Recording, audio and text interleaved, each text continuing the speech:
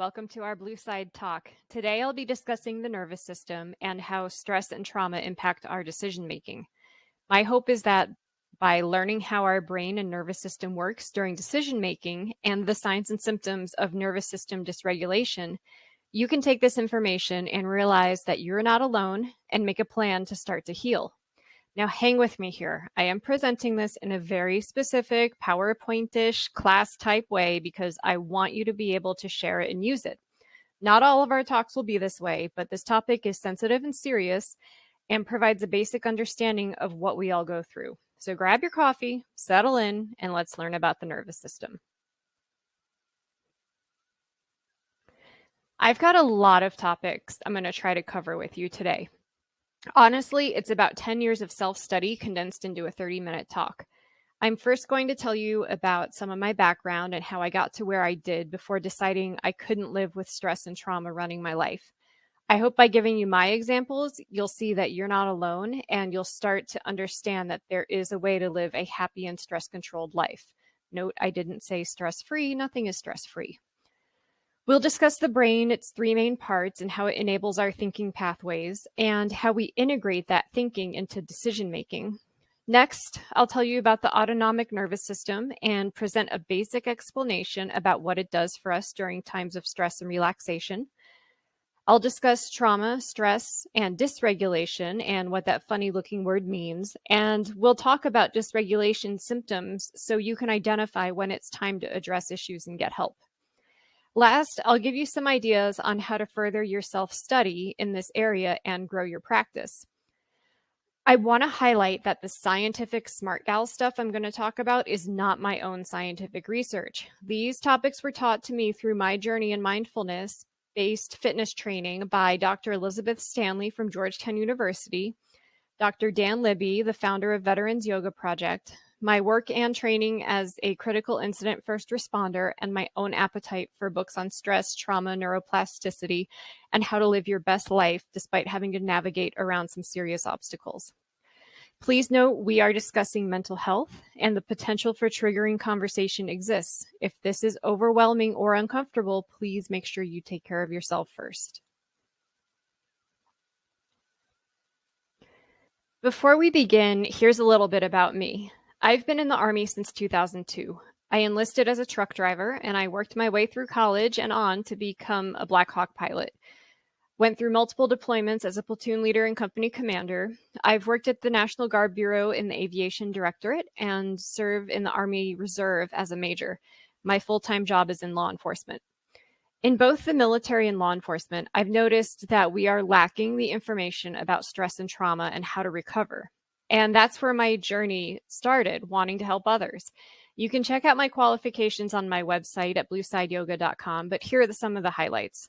I'm a Vatoga yoga teacher, which is 200-hour training. I'm a Veterans Yoga Project Teacher Alliance member.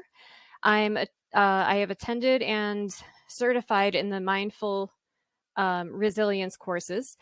I'm a certified critical incident first responder and peer support specialist for law enforcement, and I'm a military veteran assistance program specialist experienced in suicide casualty assistance and casualty notification. I'm also suicide prevention trained from the International Critical Incident Stress Foundation Incorporated. I've done master's level work on education on mindfulness, resilience, and decision-making in stressful environments from Georgetown University. So how did I get here? Part 1, let's discuss it. The exact moment and location I had a full-blown panic attack that sent me to the ER was in a simulated helicopter filled with water and was sinking to the bottom of a pool. For those of us that are pilots, this is called Dunker training. For me, it's called the most inopportune time and place to deal with unresolved trauma. Let me tell you the Cliff Notes version of this event. It was late 2009. I was about 6 months post-deployment from Operation Iraqi Freedom, where I was a Black Hawk pilot in command and platoon leader responsible for other human beings in an area of combat operations. I was ignoring the severe back pain that started a few months into my deployment, which left me with numbness in my left arm and frequent back spasms.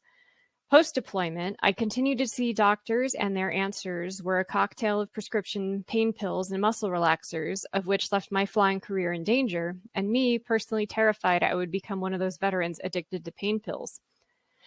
I was in the middle of a 6 months captain's career course, which was my reward for deploying, by the way.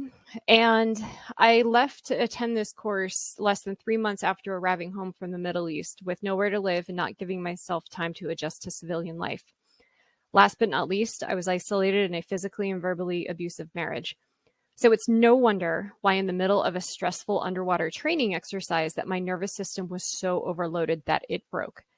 I broke, and I had no choice left to address what was going on in my life. My 2009 was basically the world's 2020. I didn't know how I got here, and I just thought that this was life from here on out.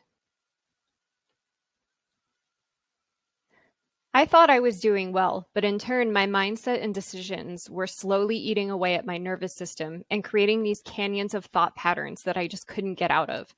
These are the things as leaders, coworkers, managers, family members, friends, and quite frankly, just being humans to one another that we need to watch out for with those we interact with.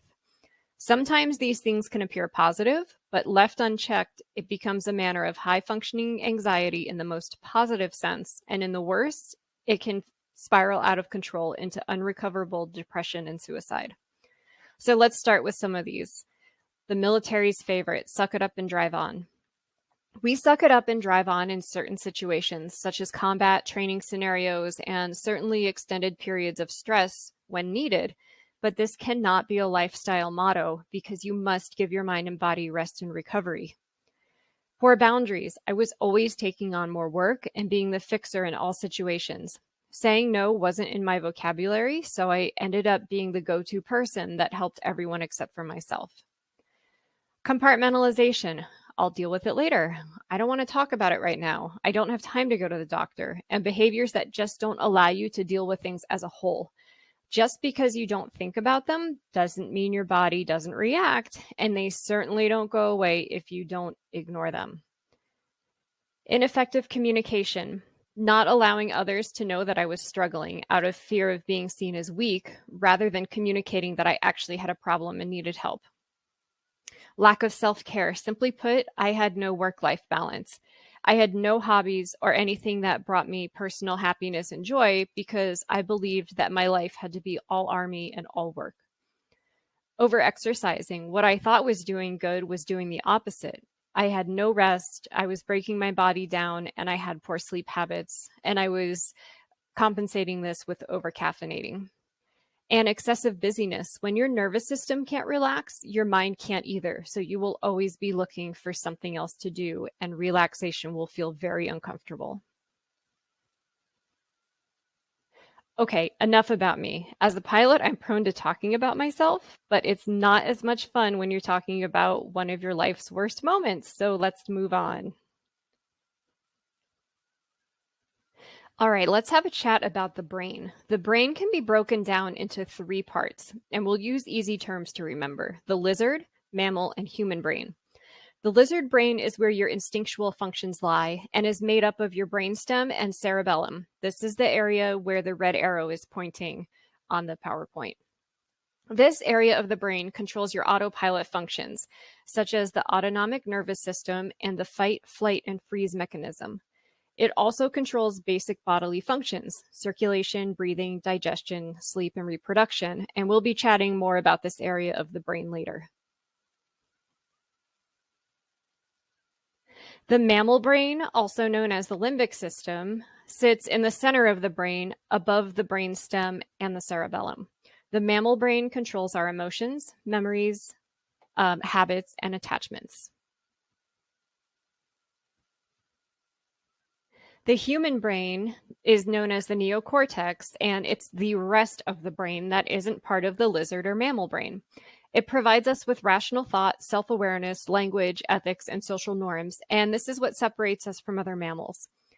When all of these brain areas function properly, our mental processes function in a regulated, resilient manner. When these systems become dysregulated, that's where our mood, behavior, and mental state becomes unstable. So now that we have a basic understanding of the parts of the brain and what their major functions are, let's look at the process of how we think. Remember, I'm not a doctor and I'm attempting to make this as simple as possible to explain the basics. So the brain functions in two pathways, slow and fast. Slow pathway allows for deliberate action and well thought out decision making by comparing sensory information. So, what we're seeing, feeling, smelling, hearing, and tasting to memory. So, what you've seen, felt, heard, tasted, or smelled before. And this creates an output of conscious rational thought, also known as decision making, with the information given in the context of space and time. This is what we are teaching ourselves when we go through training exercises and scenarios, and it accounts for the saying that you can't go where your mind hasn't been. Slow pathway thought is the basis behind rational thought. Now, fast pathway thought relies on an unconscious process initiated in the lizard brain focused on survival. It requires little to no rational thought and is based on an adaptive, rapid assessment and response, which is a means for survival. This is why you've pulled your hand away from a burning stove before you've even realized that it was hot and it burns. Fast pathways are incredibly useful when we are faced with a threat. However, in our current lives and adaptation of modern living, our brains have started to react to stress as a threat. When we respond to everything as a threat, we use the fast pathway without thinking and activate our autonomic nervous system and react without rational thought. Let me give you an example. Have you ever yelled at somebody that you loved or had an angry outburst only to realize that you didn't actually mean to say that? I think we're all guilty of that, but this is just an example of the modern day fast pathway thought. And you went on the attack, which was your outburst, when you felt threatened. I bet you felt bad afterwards once your slow pathway came online and you had rational thought again.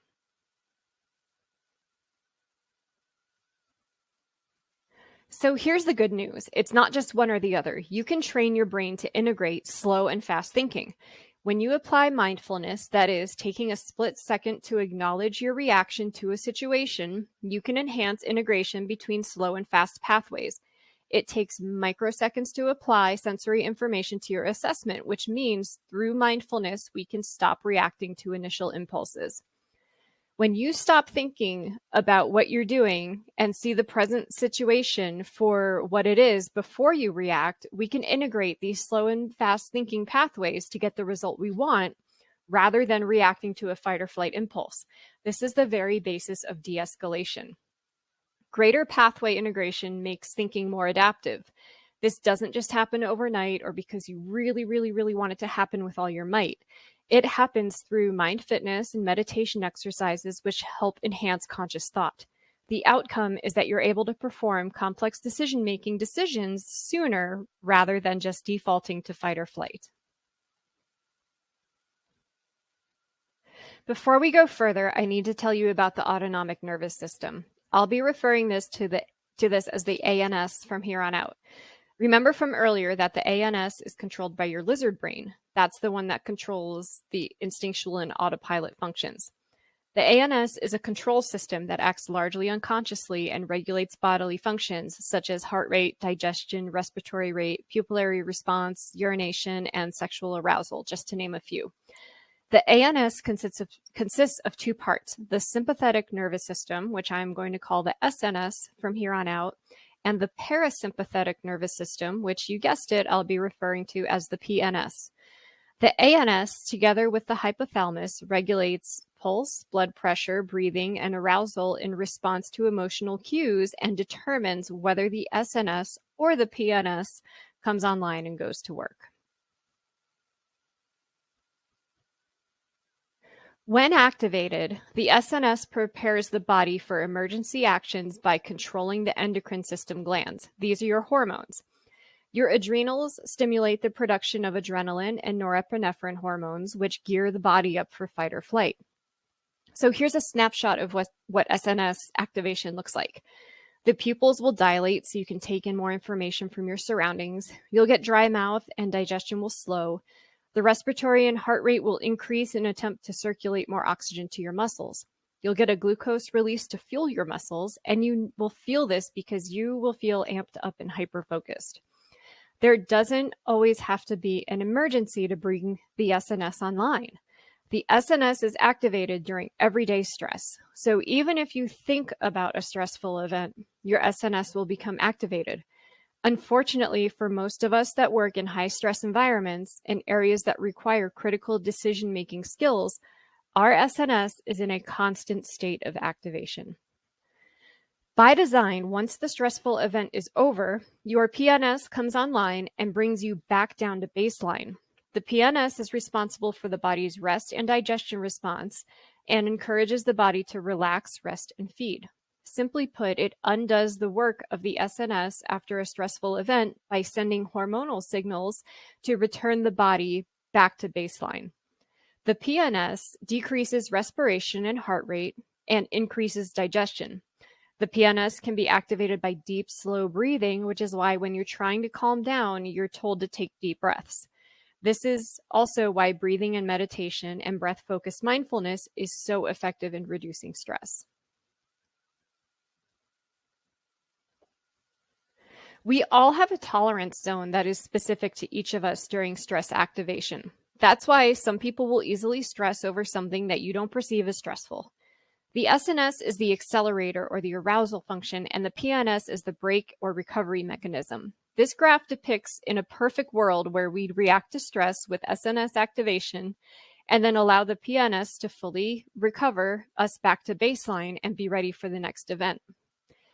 Animals go through this cycle, and it's really fun to watch because you get to see this system in play. My dog, for example, will get all crazy after dinner and want to play, and I call it big eyes. But really, what I'm watching is his SNS activate and get ready for play. His pupils dilate. I watch him become more energetic. And then when he's done playing, he'll shake, which discharges all of the extra energy his body is mobilized to play. And that's his that's his PNS coming online. His heart rate will slow, he'll go sit down, and maybe he'll drink water or go into a calmer resting state. I believe that very few of us military and first responders have a nervous system that looks like this graph. We react to most daily events as major stressful events. Traffic, work, interactions with people, the stories we tell ourselves, and the things we believe stop our ANS from functioning as it was designed.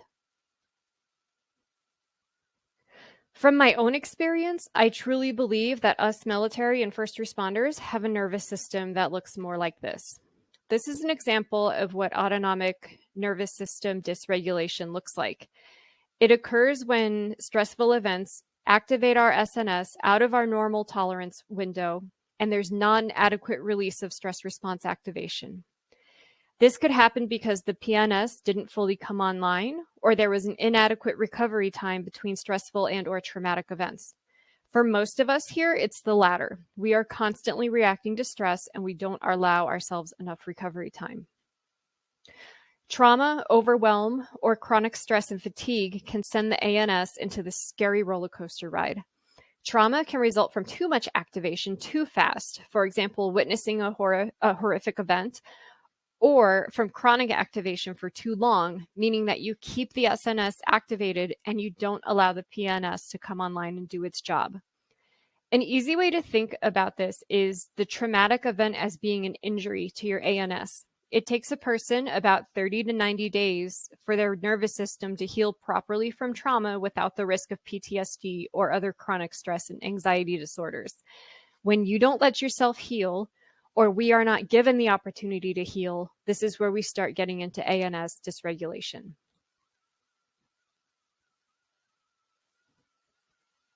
During dysregulation, you can get stuck on high, meaning the SNS goes into overdrive and/or the PNS is not strong enough to come online. Symptoms of being stuck on high include anxiety, panic, exaggerated startle, inability to relax, restlessness, hypervigilance, digestive problems, emotional flooding, chronic pain, sleeplessness, anger, and hostility. And more times than not, our veteran and first responder population is stuck on high. ANS dysregulation can also get stuck on low, where the PNS will override and will not let the SNS do its intended job, or we've simply depleted our ability to properly activate the SNS. Have you ever heard of adrenal fatigue? Your adrenal glands secrete the adrenaline and norepinephrine that we've discussed earlier. When you've depleted the ability to flood the system with SNS hormones, this can lead to a stuck on low situation. Symptoms of stuck on low include depression, lethargy, exhaustion, chronic fatigue, disconnection, complex syndromes, pain, low blood pressure, and poor digestion. And this is why autonomic dysregulation can result in mood swings and high periods of productivity or activity followed by periods of utter exhaustion and depression.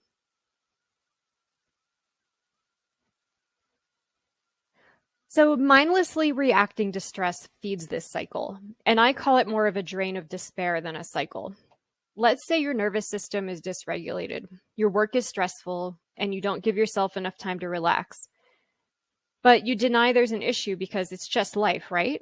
And then you suppress it because you don't want to have that uncomfortable talk with your boss about your unrealistic workload. You go home and self-destructive behavior begins by skipping the gym and cracking open that beer because we've been taught to believe that alcohol relaxes us, but really alcohol causes the mind and body more stress. So the next morning, our capacity to cope with stress is even smaller, and on and on and on this cycle continues with stressors that add up. You can see how this cycle begins to build until it just drains all of the positive aspects of your life.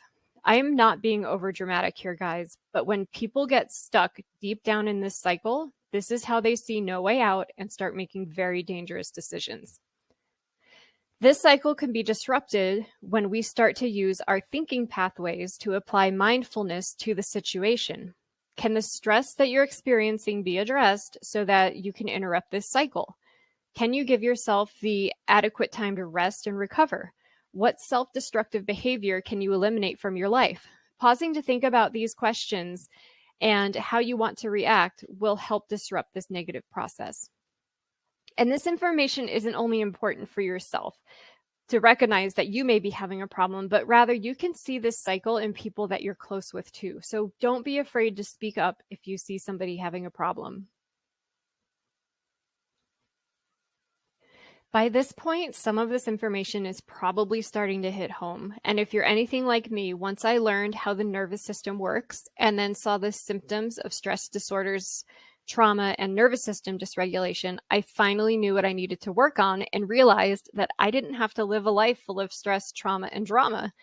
And I learned how to recognize and understand how others were reacting as well. So here we'll talk about the physiological, cognitive, emotional, spiritual, and behavioral symptoms.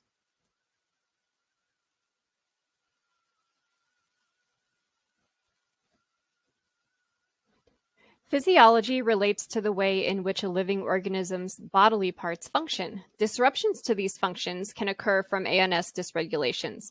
Some of these symptoms are hypervigilance, muscle tension, chronic pain, headaches, back pain, gastrointestinal symptoms, sleep disorders, nightmares, changes in sexual drive, numbing or lack of feeling, changes in appetite, restlessness, and fidgeting.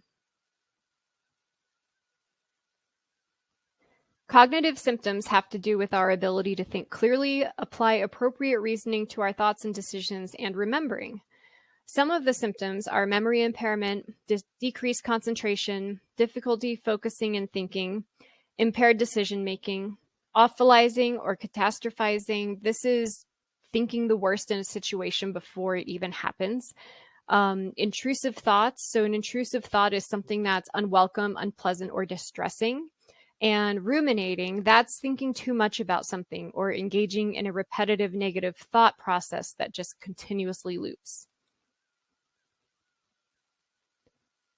Emotional dysregulation can affect the way that you have and express different feelings and can present in an array of emotional responses that are poorly modulated or they don't lie within a desirable scope of emotional response. Here's some of the symptoms: mood swings, depression, anxiety or panic, fear, exaggerated startle, avoidance, withdrawal and isolation, numbing, heightened reactivity, irritability, anger or rage, and grief.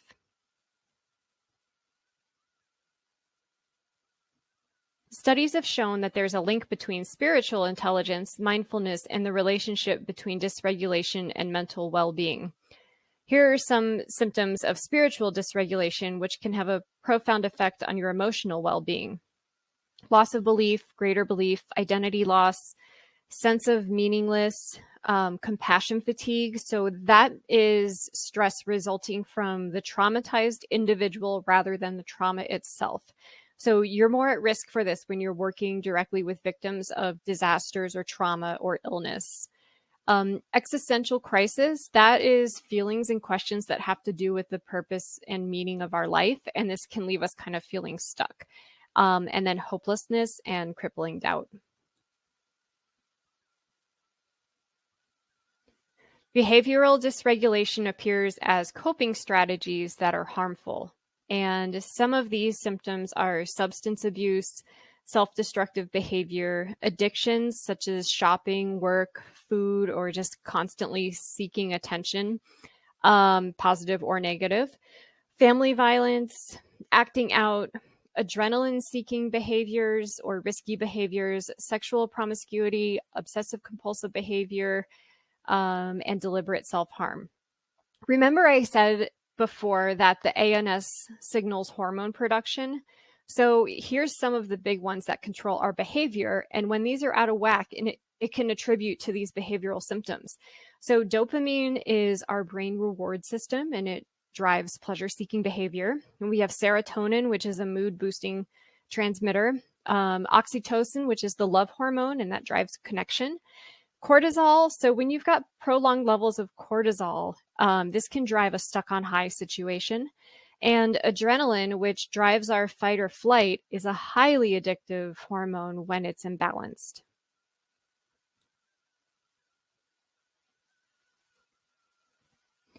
All right, thanks for hanging with me this far. Let's get to wrapping this up.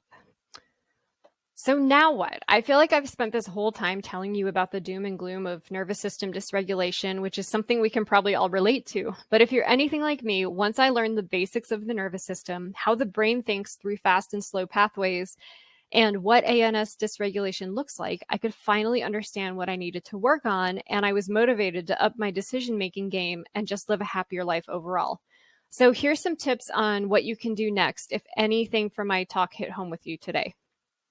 So first, take an honest assessment of how you handle stress and your decision-making capabilities. This can be uncomfortable, but it can help you figure out how you think and respond to stressful situations. Learning how decision-making works and improving your response can de-escalate situations and decrease chances of human error. You're already starting your journey by listening to this talk, and there are so many self-education resources, but I'll list some of my favorite on the following slide. If your honest assessment seems overwhelming, please get help. Talk with a therapist and work through some of the issues that you're having. There is no shame in asking for help. Let's end the stigma. And last but certainly not least, find something that brings you joy and do it for you. We make time for things that are important, so prioritize setting aside some time for something that fills your heart and soul and makes you happy. Here's some of my favorite resources. So Widen the Window is by Dr. Elizabeth Stanley, which was one of my main mindfulness teachers. Her book talks about a lot of what I discussed today with the nervous system dysregulation, and she provides a lot of exercises in her book so that you can start developing your own practice. She also has her mindfulness-based mind fitness training course on Sounds True, and it is free for veterans and first responders. So I will post the link below in the comments section so that you can access that. And I really, really recommend taking the time to go through that course and working on your mindfulness-based fitness training. The Body Keeps the Score is a great book, and I'm just going to list these off. You can check them out as you wish. Why Zebras Don't Get Ulcers, Solve for Happy. Those are probably my top those are my top 4 favorite books here. I had to count for a second.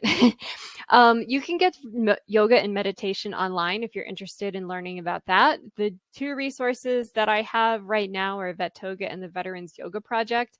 As my channel gets up and running as well, I will have yoga and meditation online for everybody. So I hope you join me for that. And then in-person therapy, online therapy, whatever therapy works for you, bodywork therapy, just find what makes you feel good and do it.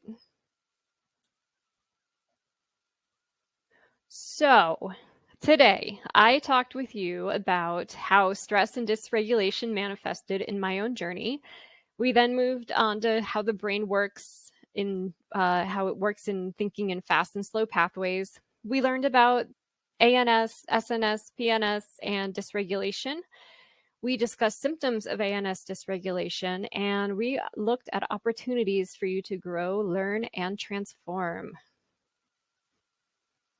Guys, thank you so much for watching today. I hope you got something good out of this. Post your questions, comments below, and I look forward to working with you all in the future. Thanks, everyone. Have a good day.